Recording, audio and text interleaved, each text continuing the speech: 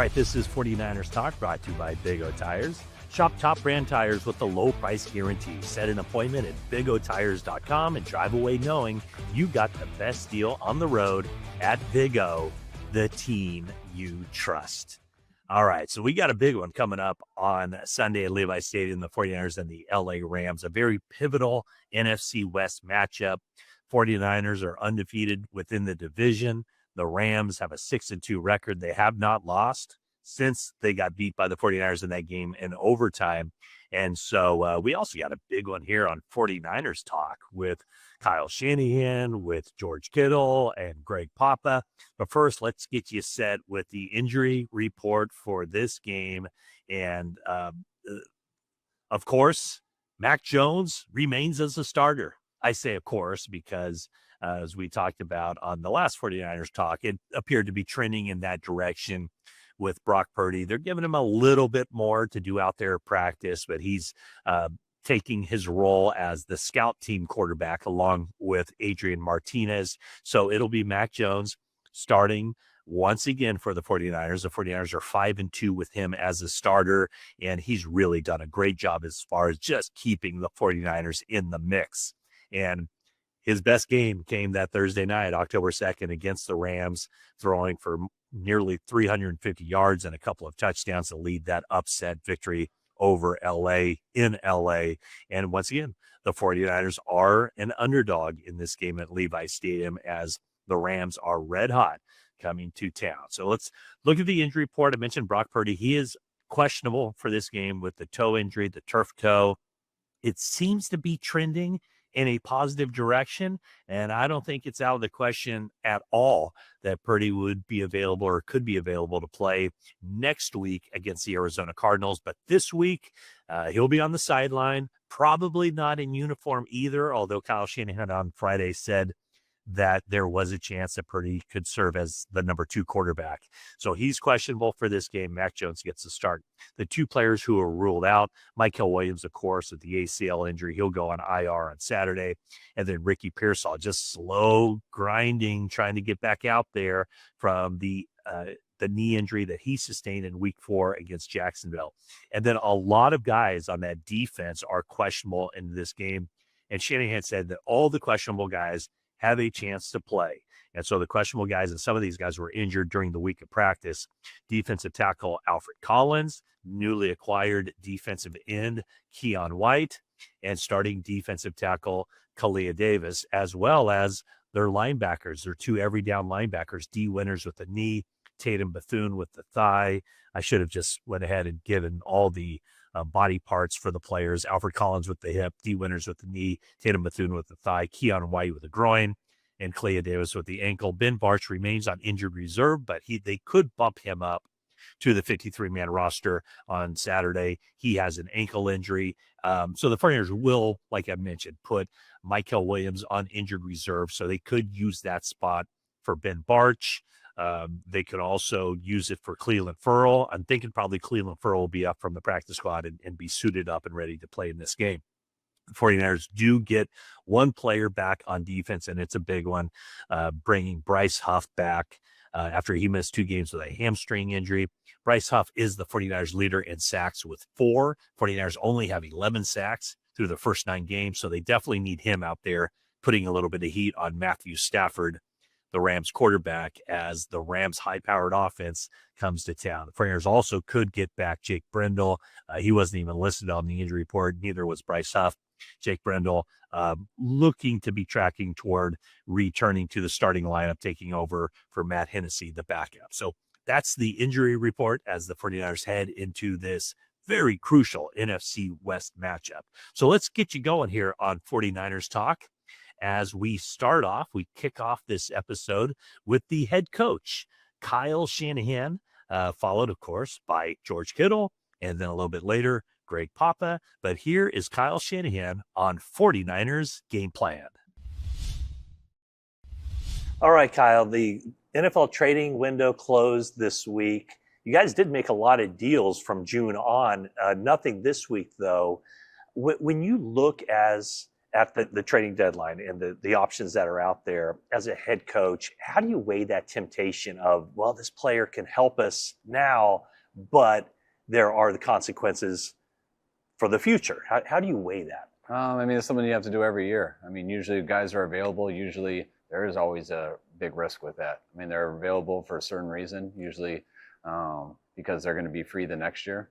And the team that's given up on their year usually is getting rid of people, so it can help them for the following year.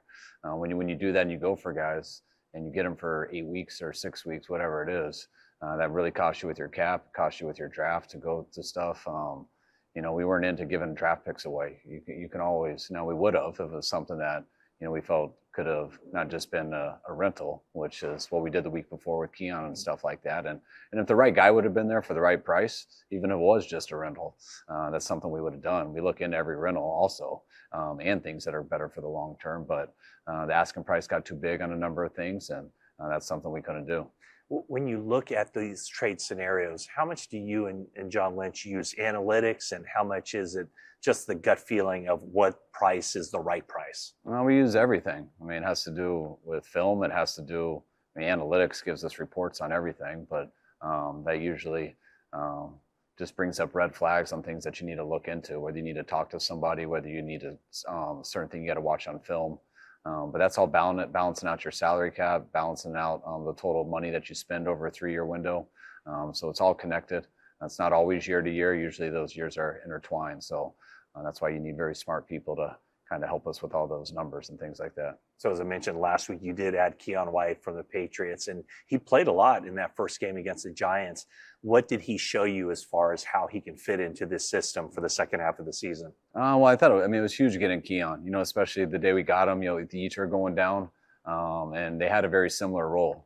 And so with him going down, he had to play a much bigger role in the game, which is a defensive end, but also we move him inside on pass rush downs. And that's actually exactly what Mykel does too. So we felt we had some depth there, and it was going to be good to add him. And then losing Mykel in that game makes it that much more important, because he is very similar to Mykel and that he's a very good edge player. But when it comes to passing downs, we like him inside, and that's how we see him going forward with all this. I guess it was fortuitous, right, that you were able to get him before Mykel got injured. Just how does he just kind of slot into what Mykel was doing? I mean, you have a lot of defensive linemen, or it seems like the preference that you guys have is the versatility. So how does his role increase or change with Mykel out? Well, I mean, we were going to have 3 guys in a very similar role, which you can't have too much of that. And we lost 2 of those guys in 3 days. So now I'm glad that we have one of those guys who can play outside and play inside. There's other guys we can try at that. Most of our guys are, designated as edge guys or inside guys, but those were our 3 guys who are interchangeable, and now we got 1 left. How do you measure what Mykel was able to do from the start of the season through the 9 games that he played? I measure it by studying him, watching film. Like that's, I don't put it into a stat category or just a simple sentence. I watch a guy every day in practice. I watch him every day in a game. I watch him how he plays through injuries, how he comes back as he's getting worn down. I think Mykel's been through a lot this year.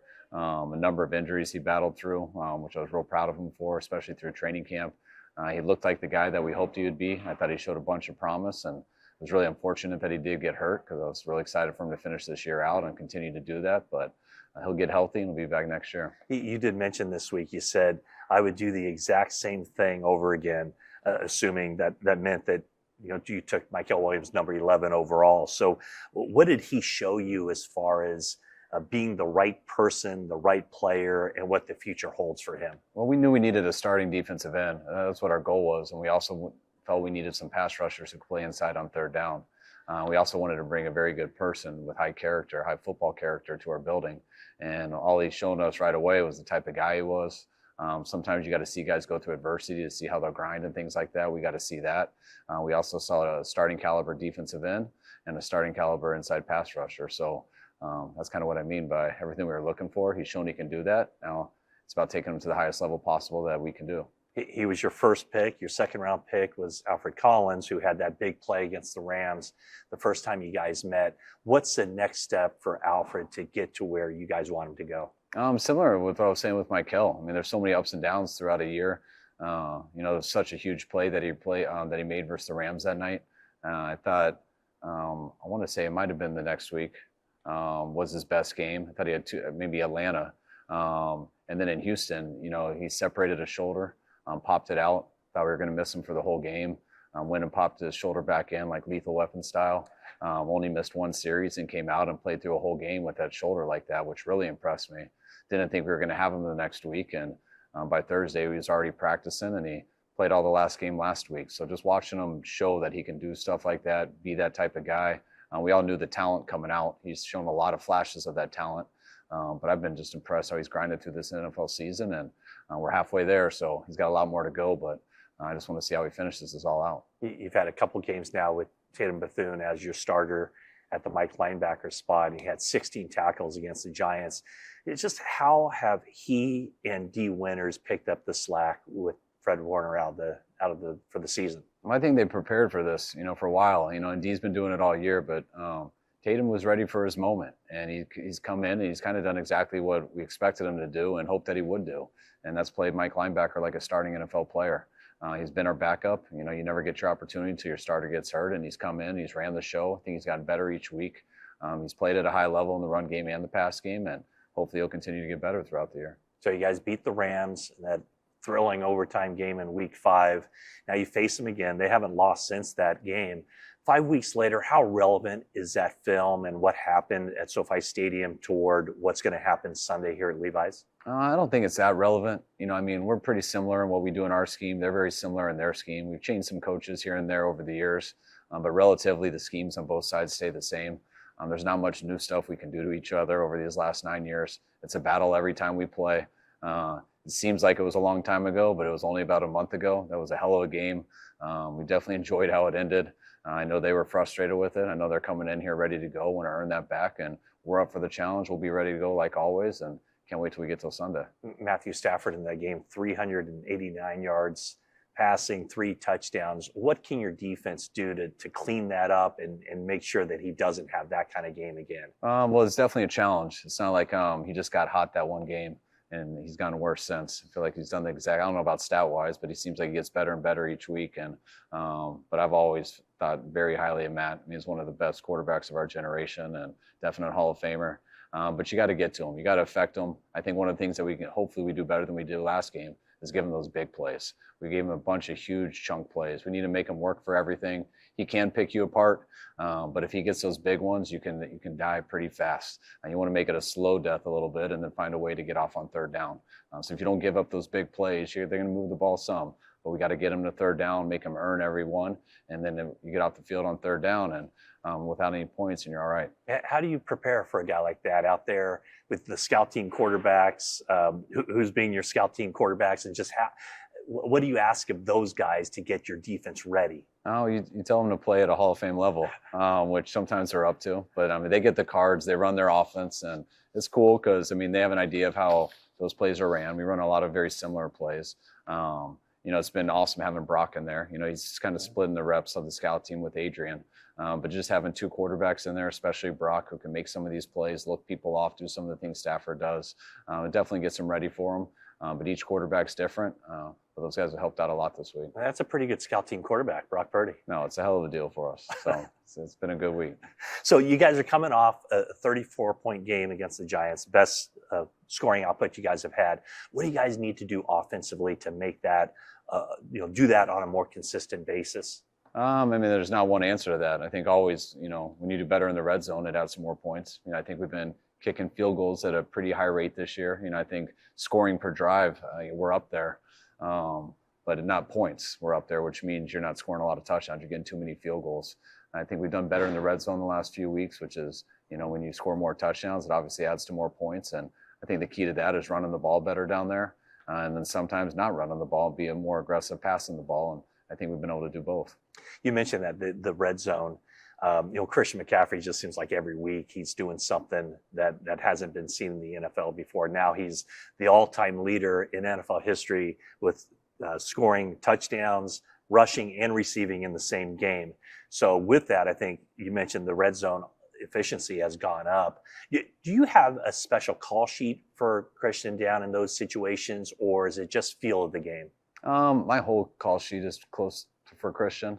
It's there isn't just a section for Christian. I mean, he's your running back, so he's always right there. So almost every play involves a running back in some way, even in protection and stuff.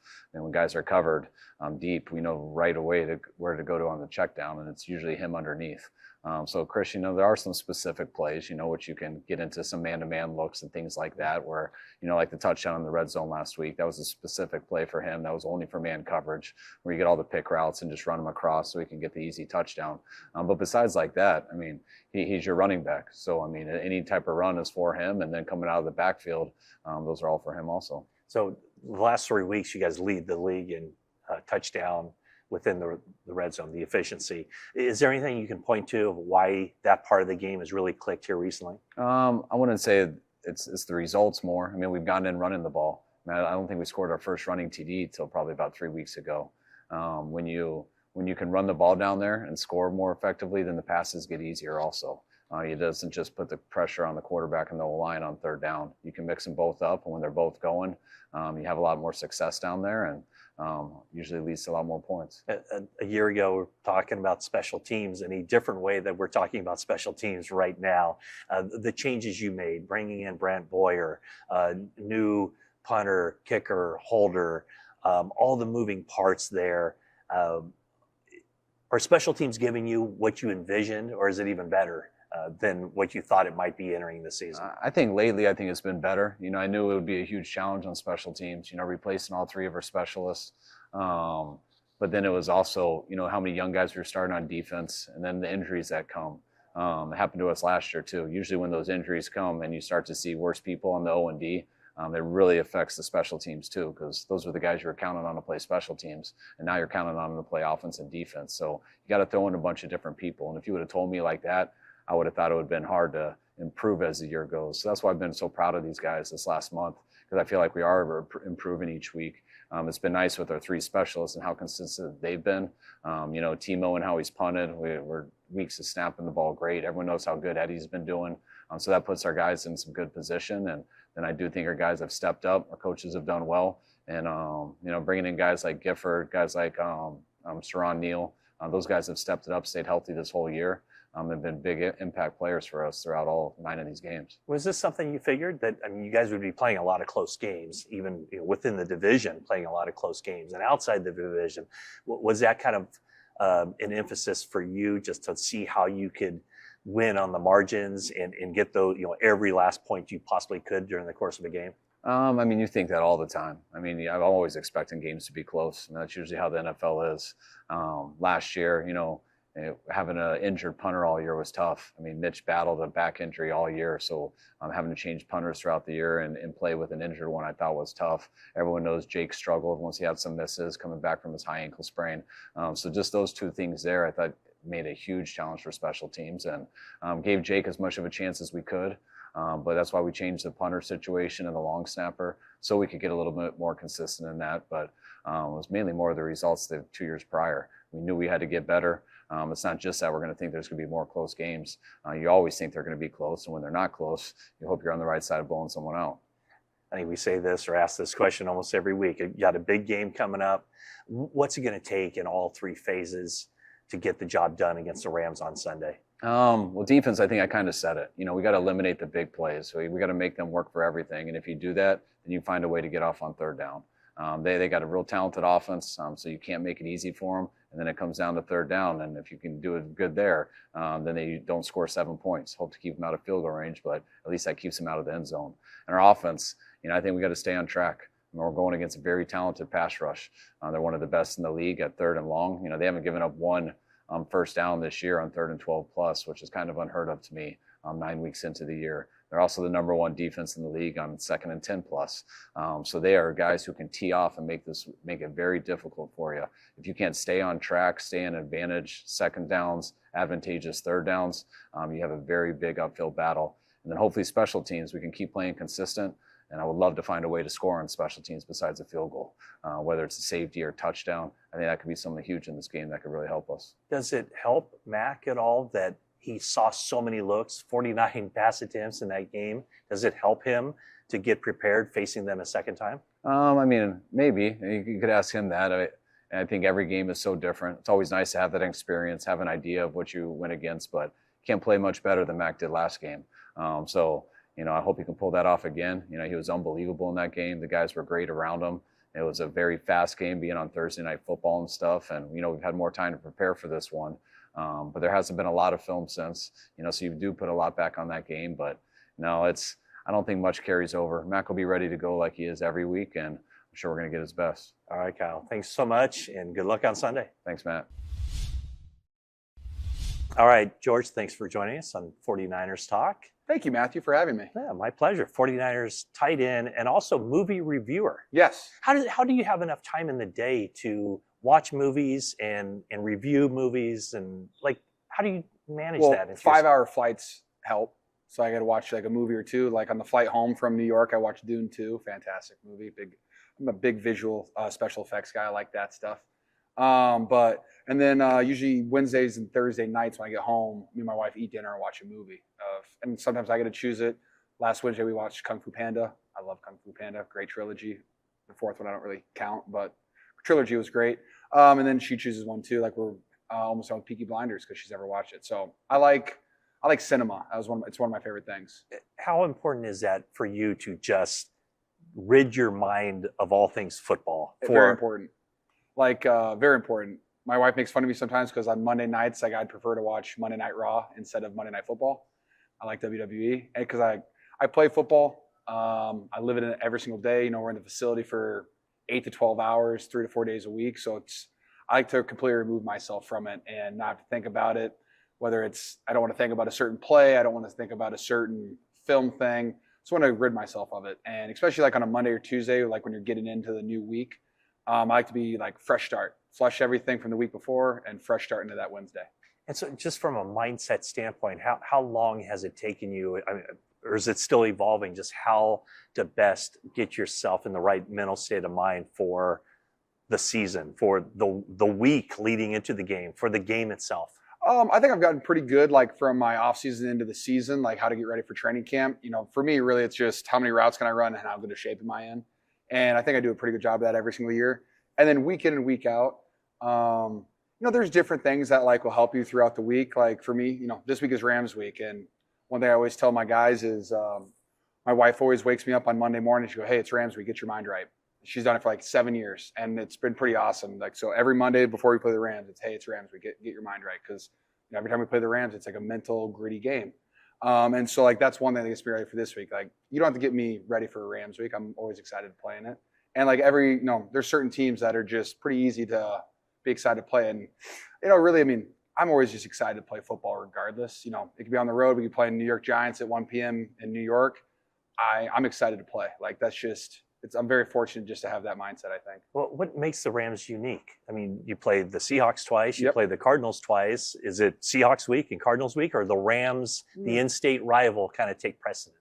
A little bit of both. The Seahawks and the Cardinals they're up there. Division rivals are always up there just because we play them twice a year.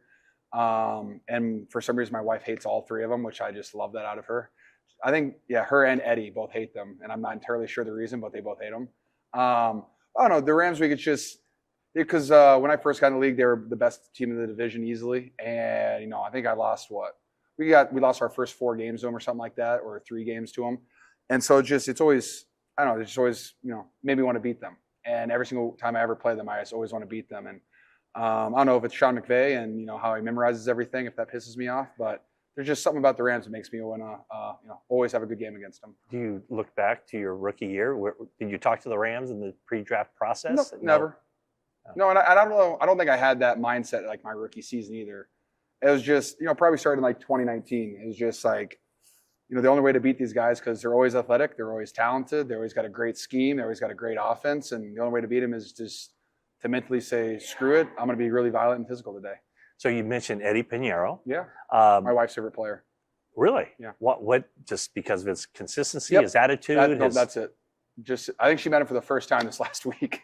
So, yes, I think she just likes that he makes kicks. So Eddie was telling my colleague, Jennifer Lee Chan, that you give him cards, like motivational cards. Yes. Can you explain this? Yeah, sure. My dad, my whole career, I've talked to you guys about letters. He always writes me a letter for every game, but there's always inspirational quotes in there. And he started doing it a couple years ago. he sends me these little quotes, and it could be a movie quote, it could be a quote from Gandhi, it could be a quote from just like a historical figure, and it could be motivating, it could just be like a cool quote. And he sends it to me, and there are these just like a laminated piece of paper, and they cut them up. They give me like 30 of them, and I hand them out throughout the locker room. And I always keep one for myself, but I don't hand them out to every single person. But if I feel like somebody might need a pick-me-up, or someone might need like just a guide throughout the week, I like to give them a quote. They could be, like I said, it could be a quote from The Matrix. It could be a quote from Lord of the Rings. It could be a song quote, anything. And my dad just sends them to me about, every 2 weeks. He sends me a whole new stack of 1 or 2 quotes, and I just hand them out. It's really fun. So your dad, I know he has podcasts, and he's very much into mindfulness and meditation. How much of those aspects do you incorporate into your daily life? Basically every single day. I'm big into breathing, visualization. It's kind of an every single day thing. I don't do nearly as much yoga as he does, but our job is it's high stress. It's very physical. It's taxing on the body and the mind. And so I think it's really important for you to be able to take a breath and let some steam out and focus on something else. Otherwise, it just kind of all bottles up. And then whether you're playing with anxiety or there's just too much going on in your life, you can't focus. I think just breathing is usually pretty good for everybody. George, I don't think you've changed at all since you came here as a rookie. I remember maybe a little bit louder, a little bit more hair. But I just remember the first time was like, this guy's a little bit off. He's kind of joking around a little bit. Did you have to reach a certain point before coaches or people said you can't, you got to take this more seriously? You can't be joking. Was that ever an issue with you? Probably at the University of Iowa. Here, never, not once. Because I always work really hard. I'm never late for anything. I do other things that you're supposed to do. I feel like I do extra. And so I check all those boxes off. And then I just happen to be kind of quirky and loud and outgoing. And I think one thing I love about being a 49er is that they've always embraced that, and they always want players to be who they are. And as long as you're doing things that you're supposed to do, it's okay to go out there and do stuff. Now, if you're cutting corners and you're kind of not a good teammate and stuff like that, that can rub people the wrong way. And I don't think I've ever pissed anybody off too much in my own building, but I've just always been really appreciative of Kyle and John for just letting me be myself every single day. And I've kind of, from a 24-year-old to a 32-year-old, it's been pretty fun. You've been a captain for a while. What is your leadership style? My favorite thing is to lead by example. Just whether it's your work ethic, the way that you do things, doing the little things 24/7, catching and tucking. I like to lead by example. And then I thoroughly enjoy yelling at my wide receivers and skill players. I just like to yell at them. It's just fun for me. I think I learned that one from Joe Staley, just yelling at sometimes. Even if you're not yelling anything that really matters, people will just be they'll pick up their sense. They're oh, I got to do this a little bit better. And so that's one thing I've kind of embraced this season.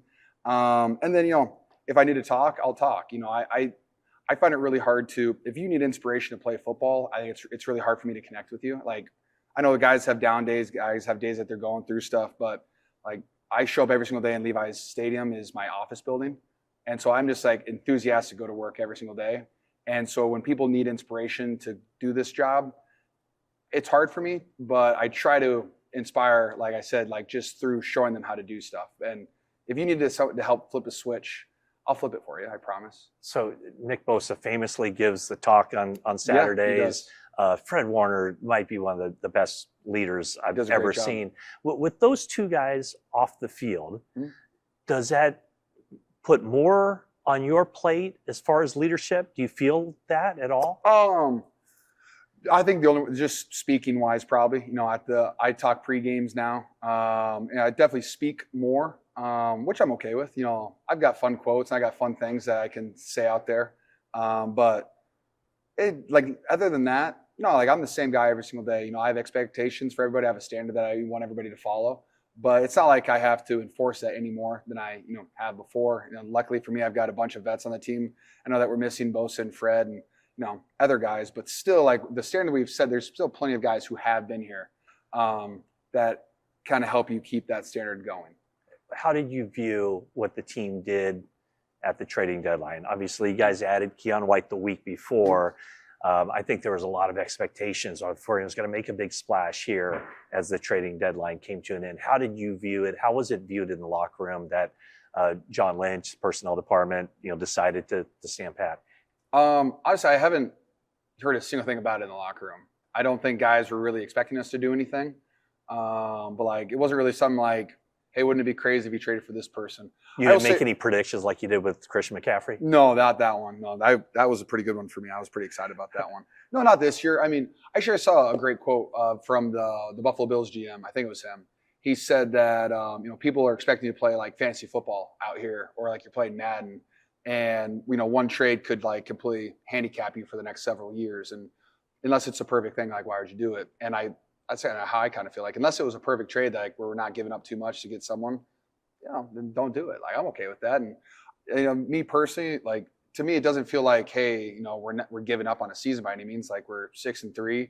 We're having a bunch of reinforcements come back on offense soon, and we're 6-3 without Brock Purdy basically playing the entire season. I think people just kind of forget how good he is because Mac Jones is playing so well. And people forget why we paid him money. Ricky Pearsall's coming back, and hopefully at some point Ayuk's coming back. Like I still think we have an offense that can score 30 to 40 points a game. And if you're an offense that can score that much, you can win a lot of football games. So how do you view the rest of this season with the young guys coming in? I remember talking to you in Tahoe about you seeing those young guys in the offseason program and having high expectations for them. A lot of them have played a lot of football and played it pretty well. Good. So how do you feel about these final 8 games, and what do you envision for this team? My whole expectation is, I think our defense, when you lose Fred Warner and Nick Bosa and Mykel, like that's hard. But we have guys who can play football. They might not be the biggest name guys, but like they're still good football players. And we still have Robert Saleh as our defensive coordinator. We still have a great coaching staff on the defensive side of the ball. And I know Kyle is still over there, like peppering Saul, and they're talking about the best ways to play our defense. So like, not too worried about our defense. I think our defense is going to play a lot of bend but don't break defense, and I'm okay with that. All my expectations are just for our offense. And we have to score a lot of points. We have to be efficient with the ball. We can't turn the ball over. And I think if we do that and we control the clock, I think we can, win as many games as, we want to, which I hope is a lot because I want to win a lot of football games. My goal is still to win a Super Bowl this year. It always is, regardless of what the roster looks like and what the outside world, is telling us about it. But I just think that our offense is good enough, and we haven't even scratched the surface yet because we're still not averaging a bunch per carry. And we can be more efficient on third downs probably. But we have all this talent, and I think that we can still be a very, very good offense. What do you make of the job that Mac Jones has done stepping in? Awesome. I mean, that's why I love football, because I miss 5 weeks and Jake Tunges comes in and scores, touchdowns, is having a great time. Luke Farrell has a great, plays at a high level. And then, Brock Purdy's out and Mac Jones comes in and plays at a high level. Like the NFL is a land of opportunity. And I just love it when I see guys take advantage of their opportunities. And Mac's been nothing but fantastic. The way that he stands in the pocket, the way that he throws the football, the way that he gets us into plays, how he gets hit and just gets back up. That's what you want in a quarterback. That's what you want. You want your quarterback. I always want my quarterback to be a tough guy who always stands back up after a hit, because guys look at that and they're like, shoot, that was a big hit, but he's standing back up and he's doing it again. Like, it's inspiring. And so I'm a huge fan of Mac Jones. And I also love that he has like a tight end mindset. He's just kind of a goofball, which I connect well with. So you mentioned Jake Tunges doing well. Luke Farrell played a lot too during that time. How did you balance the frustration of not being on the field with probably the excitement of seeing how those guys filled in for you? That's a great way to put it. It's a 50-50. I'm incredibly excited, but at the same time, I'm incredibly upset that I'm not out there. You never want to miss football games. I love football. I hate not playing. It's one of the worst feelings of all time. But I'm really good friends with Luke. I'm really good friends with Jake, good friends with Braden, and seeing them being able to go out there and play the game that they've been dreaming of playing their entire lives.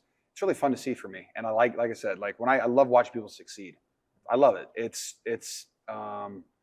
intoxicating to me. I'll get drunk off of it. I love watching people succeed. It just makes me so happy, because I hate seeing people fail, and that's depressing. So I love seeing my teammates and my buddies do well.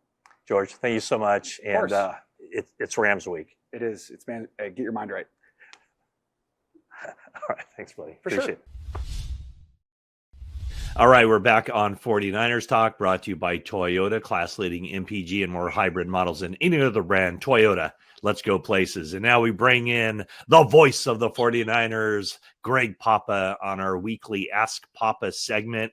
And Greg, this week I talked to George Kittle. He said that every Monday before the 49ers play the Rams, Claire, first words out of her mouth Monday morning, George, it's Rams week. Get your mind right. So what I want to know is your mind right for this game Sunday? BLA. My mind is right, and I'm not broadcasting. I'm not playing. I'm not doing anything. But I like Claire's attitude. Does she say that before the Seahawks games? And but the Rams are special. You know, this wasn't a great rivalry for a long time. We only had one playoff game ever between the Rams and 49ers. And of course the Niners came into the NFL in 1950. The Rams were a really good team at that time, and they had some great rivalries, great matchups. But the only time they ever played in a playoff game, remember the Jim Everett Phantom sack in the 89 year, January of 90. And then obviously the NFC Championship game a couple of years ago. We'll move on from that one. But George actually scored his first playoff touchdown in that game to give the Niners a 10-point lead. Late third quarter, and then Cooper Kupp got going, and 2nd and 1, 3rd and 2, Jaquiski tired to drop. But now it's a great rivalry, and Seattle has been, during the Harbaugh days and Pete Carroll, what's your deal, what's your problem, bro, and all that. But this one, because it's Kyle and Sean McVay, and they were hired together around the same timeline, and it's John McVay's grandson and Mike Shanahan's son, and the whole thing. So it's a great matchup. George is going to be really important in this game, obviously. When they met October the 2nd, George didn't play. But they ran a lot of plays that were Kittle-like, the Hollywood play, the fake left, fake right, screen to Tonjes over the middle, the jet sweep or jet pass. I think it was a forward pass, reverse flea flicker, screen to McCaffrey was actually a Kittle play. They ran against Dallas last year for a touchdown. So I'm wearing, Run CMC, and I'm wearing Juice, Kyle Juszczyk. And I seem like I wear this every week on the show because he's so impactful. But a couple of things, with Kittle, McCaffrey, Juszczyk are all really important in this game. They are almost every game. And last week in New York, I thought Juice had an amazing game. The Niners running so much two backs, just set the tone for the game, and the way he blocked in the game was incredible. But against the Rams don't have a lot of weaknesses, Matt. Anywhere on their football team, they're really good. And that the offensive line's a little stronger in the middle and the guards, and they just don't have a lot of weaknesses. Defensively, the one area is that middle linebacker, stacked linebacker spot. They got a young guy named Nate Landman. We call him Landman as a joke, Billy Bob. He's from Monte Vista High School. My guy, Chris Babcock, our stat guy and right-hand man in the booth, coached him. Loves the kid. But he's really good. And I think he's appropriately named. He's a land man. He's on the ground. He plays the run well. But he's not being called Spaceman. He's not Space Jam. So you get him in space. You can hit him over the middle. They got another linebacker named Omar Space. I think you can attack. And then this guy, Troy Reeder, who they've been going at a long, long time. He was a starting linebacker for them. And then they benched him in the Super Bowl when they beat Cincinnati. And if you go back to the game, October 2nd, Kyle was so clever in his play calls. But that first drive, ended, or maybe the second drive. First drive was a quick looky to Tonja. Second drive was a touchdown pass to McCaffrey. And they went, 23 personnel, 2 running backs, Christian McCaffrey, Kyle Juszczyk, 3 tight ends, no Kittle. He wasn't available to play in that game. No wide receivers. What they wanted to do was match up against Troy Reeder. If you go to a heavy formation like that, 2 backs, 3 tight ends, they're going to bring all their heavy. So they brought an extra linebacker in. They got Reeder, number 51, matched up McCaffrey in the slot, ran a little rub route, got out. Mac Jones, perfect play. So touchdown. So to me, how are they going to do this? Is it going to be a high-scoring game? Rams defense is really tough to score on, but the one area of the football team you can attack, and they're good. Landman had a bunch of tackles in that game. I don't mean to demean him, but he's not great in coverage. So you want to get him matched up, or even Troy Reader trapped on the field, or Omar Spates. And then I take it back a step further with McCaffrey, Matt. And we just had a trade deadline, and everybody, the Niners didn't do anything. Well, they did, in the springtime, the summer, and just a week ago. But maybe the most important trade that has impacted the NFC West was made in October of 22. The Rams really wanted Christian McCaffrey. They really did. But they didn't have enough draft picks. F those picks. They didn't have enough. So the Niners offered a second, a third, and a fourth, and threw in a future fifth the next year to get McCaffrey.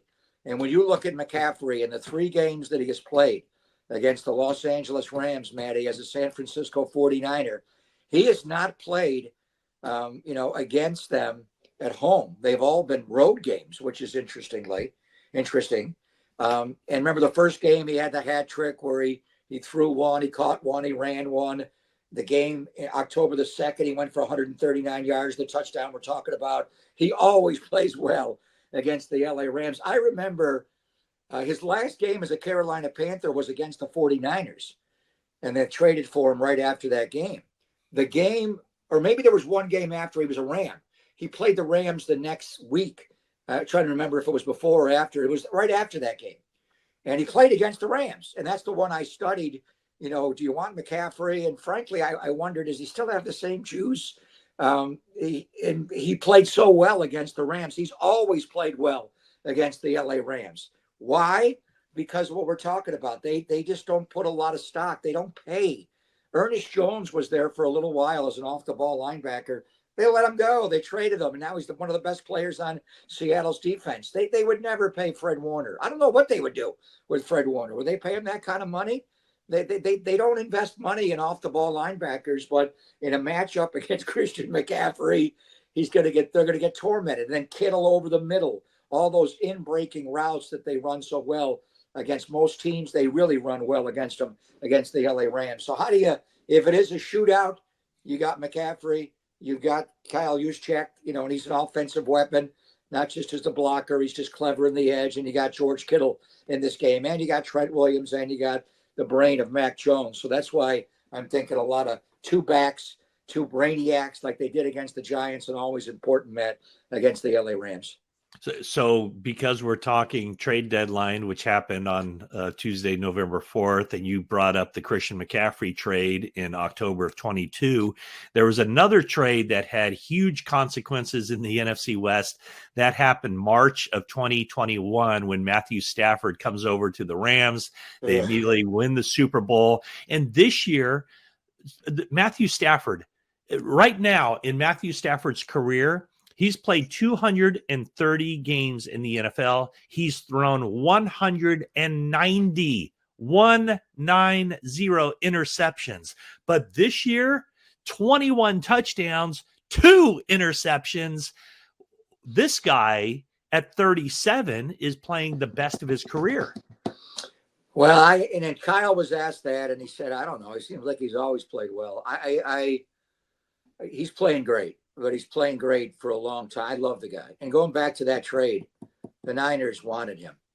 The Niners wanted Matthew Stafford to replace Jimmy Garoppolo. For a little while that offseason, it was Deshaun Watson. If you remember, before his whole life went haywire, I remember watching a lot of video on Deshaun. In fact, they played on Thanksgiving Day one year, Houston at Detroit. Stafford was hurt in the game, and I watched them both, and hard to pick. I mean, Deshaun was so athletic and mobile. Deshaun's life went, haywire after that. Still got paid a lot of money.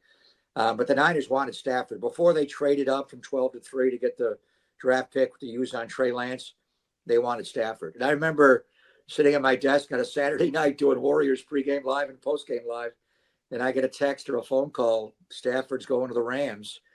And everybody was despondent. It was like, what? And it was that Cabo trip. Remember, Stafford goes to Cabo. Hey, Andrew Whitworth's here. How'd that? You want to see Sean McVay? Like, really? Seriously? I think Kyle was there with Mike Shanahan and his mom, and on the wrong side of Cabo. Who knows? Stafford obviously with the Kershaw tie and the LA thing, and then the Niners beat Stafford. We found a way to intercept him, and remember the Talanoa Hufanga pick 6 on Monday Night Football, and the way to beat Stafford is middle pressure. He's not a big guy. I remember many days and nights standing right next to him as he was warming up, and I'm like, that's Matthew Stafford?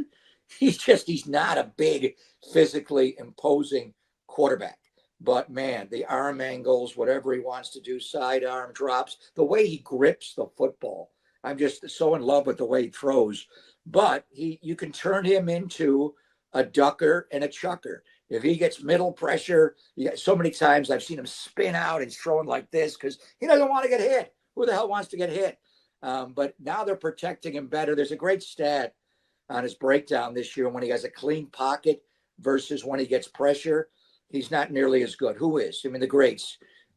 Josh Allen's pretty good, probably stepping through, and Lamar with his speed. But the way to impact him is to get at him in the middle, gut pressure, and make him a ducker and a chucker. Otherwise, he's one of the greatest pure throwers in football. I put him up there with anybody. And they've lost twice this year. They easily could have won both games. We know the Niner game. Kyron Williams fumbles going into the end zone. Alfred Collins, the 4th and 1. They could have won that. They didn't, but they could have. The other game was the Eagles game in Philadelphia, Matt. They fell way behind in that game. For long stretches in that game, they dominated Philadelphia. It's like, what's going on? How are they? And then Joshua Carty, who, by the way, they may change their kicker for this game on Sunday. They have a new guy in the practice squad. Carty has had so many kicks blocked. He had 2, and for the Niners blocked 1. Jordan Elliott blocked 1. He had 1 against the Saints. There was so much pressure from the outside. He missed it like 50 feet going right. It's like, what? So they may change their kicker for this game, but the kicker had 2 blocked in Philadelphia. 1 was a scoop and a score for a touchdown. Other than that, they could be undefeated. And you gave the stats. Matthew Stafford, the year they won the Super Bowl, he led the NFL in interceptions. Yeah. He tied that year for number 1 in the league. They still won the Super Bowl.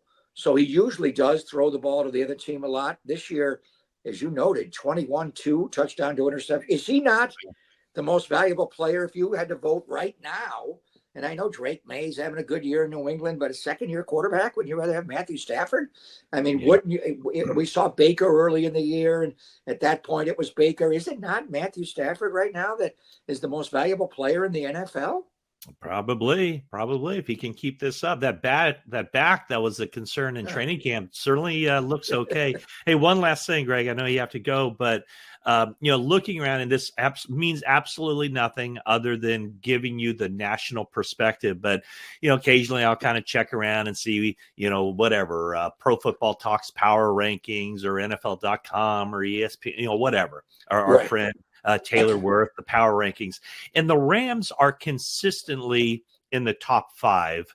The 49ers are consistently 12 to 14.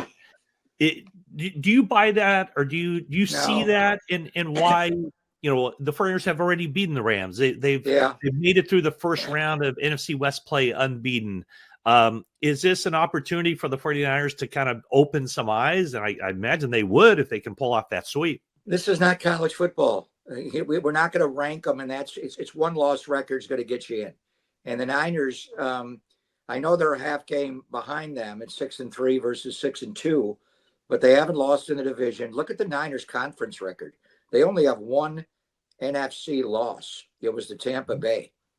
So the pure math of it is if they beat the Rams on Sunday and win the season series tiebreaker, go way ahead of them in the NFC West standings as far as 4-0 in the division. And what would they be, 7-1? I think that they're 6-1 in the conference. So Rams haven't won an NFC West game yet, I don't believe. And Seattle's record. So all that is just conjecture. I understand why. They're balanced. Their defense is ferocious. Kyle was talking about it's the best 5, because they play a 34 defense, but it's a 5-2. Those 2 outside guys, 8 Jared Verse and 0 Byron Young, and you got Kobe Turner, the conductor, in the middle, and Poona Ford and Brandon Fisk. They're dominant. their only weakness are those two off the ball linebackers, and they're not terrible players. They've gotten better there, but I think you can attack them. And their secondary, they confused me. I don't know when they're nickel, dime. How do they do all this? They move. I know Quentin Lake, 37, is their base safety. Then he comes in and plays nickel, but they got other guys when they go dime. It's a very complicated Chris Shula defense. So they're good. The one area they're weak is special teams. We'll see if they change the kicker, and I think they're going to change the long snapper in this game. So I get it. As I say, the Rams have 2 losses, Matt. They usually could be undefeated. I think they're one of the best teams in the NFL. But you asked me, who's the best in the NFC West? I could say Seattle. I don't know. And I could say the Rams. You know what, though? The Niners beat them both, and they just have a way. This is going to come down to Kyle Shanahan against Chris Shula and, Chris Furster and everybody else and Kubiak as well and everybody. And then it's Robert Saleh against Sean McVay, Mike LaFleur. Remember Mike? Everybody talks about his brother, Matt. Mike, I think he's the instrumental guy in their 13 personnel where they run all these tight ends. They got 3 tight ends on the field. So I don't buy any of that. I like Pro Football Focus as far as personnel groups, and the Rams are running a lot of 13 personnel, 1 running back, 3 tight ends. I don't think they'll do it this game now that Puka's back, and you got Puka and Devontae. But however you want to rank them, the LA Rams are clearly one of the best teams in football. They were last year. They went to Philadelphia on a snowy day and almost won that game. They got behind, came back. They're really good. And now they had Devontae Adams. So we'll find out. But the Niners could be behind Seattle in your rankings. They could be behind the Rams in your rankings. They beat them both. And if they win this game, this is going to be a huge game. I'm not going to say whoever wins this game is going to win the West, because I think Seattle is going to be heard from. But if the Niners want to win the NFC West this year, Matt, they need to beat the LA Rams on Sunday. Yeah, no, it's a big game, because if the Rams win, they take a 2-game lead on the 49ers in the loss column. If the 49ers win, they basically take, it counts as 2 for the 49ers because they'll have a dodgeball game. It's a dodgeball game. It's a twofer. It's a dodgeball game. Yeah, there we go. I don't know much about dodgeball. I'll have to read up on the rules, but best Greg, movie ever without a sequel. I say I want a sequel from dodgeball. Hey, Greg, thanks so much. Enjoy your Matty. Sunday, and I'll check in with you next week for another edition of Ask Papa. I got a daughter that went to Cal Poly, and I love your backdrop. I got to get. Well, this is Cal Poly Humboldt, though. Oh, Humboldt. Okay. Yeah, this is the real not Cal San Poly. Luis Obispo? It's not No, San Luis no, Obispo? Cal Poly Humboldt. Got it. All right, see you, Greg. Love you, brother. Love you too.